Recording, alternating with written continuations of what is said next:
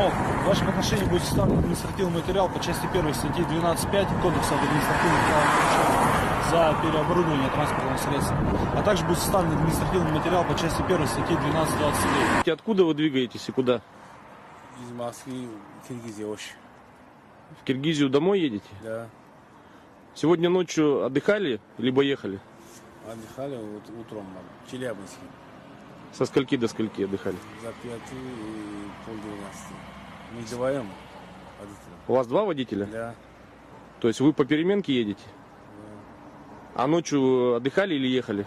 Отдыхали, где как-то есть, мы сейчас отдыхали, потом едем уже.